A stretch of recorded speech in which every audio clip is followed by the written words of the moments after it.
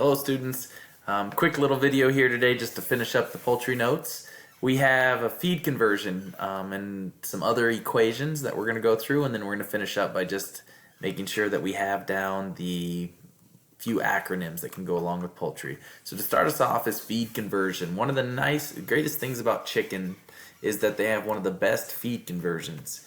They are a 2-to-1, but in all reality, the industry is actually a little bit different. So for example, if we have a problem that is, we have 300 pounds of feed and you get 164 pounds of chicken at the end, which is typically what an industry will do, but in a lot larger scheme, so we're talking millions of pounds.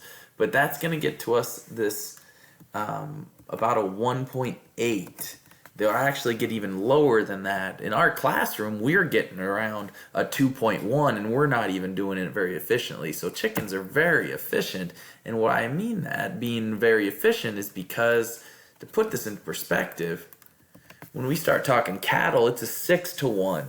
And the more food we're feeding, the more inefficient we are in that range. Swine are a 3-to-1, and fish are a 1.5-to-1. So fish are even better, but they just take so much longer because of their metabolisms of being slow, but still more efficient than the other ones. Cattle are nice because they are ruminants, which means that they can utilize some of the feed that the chicken and the swine can't, but still we have to feed them more. So feed conversion is the first one, and it's total feed consumed divided by weight, live weight. The next one is feed costs. With feed costs, it costs typically, now this gets cheaper. This is at the home level. We get down under that $6 range in the commercial level, but we're just going to keep it real. We're going with home. It costs about $10 for 50 pounds of feed.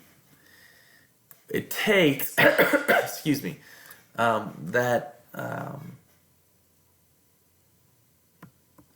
takes about 300 pounds of feed to get to that 164 pounds of chicken.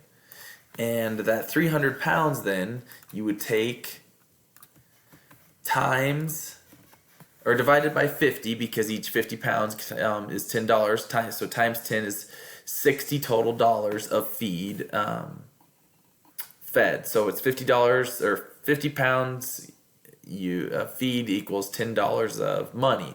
It takes 300 pounds of feed to get to this 164 pounds of chicken.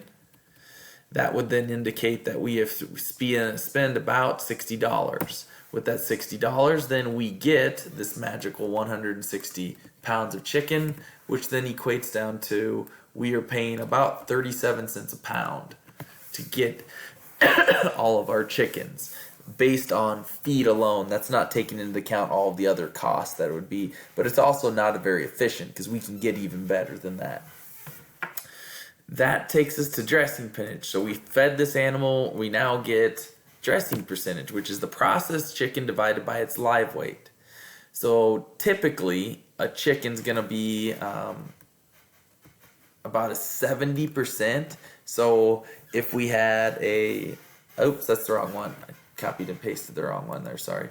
That was the one from before. They're going to be about 70%. So if you had a 10-pound chicken, you're going to get 7 pounds back. Or for instance, typically chickens are weighing about 6 pounds. Sorry, not 6 pounds. Where are we at? It's coming. There. Chickens are going to weigh about 5 pounds when we butcher them.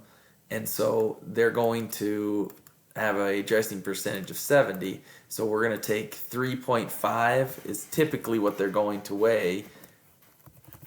And then they started when we were going to be about ready to butcher them at a total of 5 pounds. We times that by 100 and you get the magical 70%, which is a typical dressing percentage. And to keep that in perspective, they're very similar to hogs in that they're in that 74%, and that's because they're monogastric. The chicken's a little lower because they also have feathers. So our hogs are going to be a little bit better than everything else, meaning they'll give that much more product than waste. Beef and sheep, being ruminants, lose a lot of weight due to their larger digestive tracts. Then with chickens, and with all livestock, but especially with chickens, because the highest demand is for one particular cut. all the dark meat is lower and can be very cheap, where everything's about this equation where whatever part divided by its dressing percentage is how much your parts yield. And the only part that really matters in chickens and in turkeys and in ducks are breasts. And so a typical breast is going to weigh about 1.25 pounds, and you had this chicken, sorry, I'm going to have the wrong one here. It should be, I'm going to have a wrong one. I got to do this different. It's going to be about 3.5 times the 0.25. So our chicken breast is actually going to weigh about 8.75 pounds with our example. It's going to weigh about that 0.875 pounds, just to keep our example going here. And the chicken's weighing 3.5, so we're getting about a 25%. Because about 25% or a quarter of your bird is going to be breast. To get to these birds, you got to hatch them out. And to hatch them out, what we do is we figure out the number of eggs that did not hatch divided by the total set that were laid and times it by 100. For instance, some of our larger hatcheries will have multiple shelves of about 15,840 eggs based on the area and the widths of these buildings. On each shelf, we're talking that many little eggs. A typical one will be about a 13%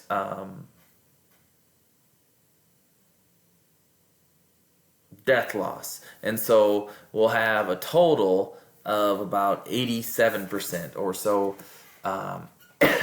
You're going to have 13% loss, and you're going to have about an 87% hatchability. Now, that changes a little bit when we start to figure out like our hatch of fertility ones only. And with our hatch of fertility ones only, we can make it a little bit different. And so we could go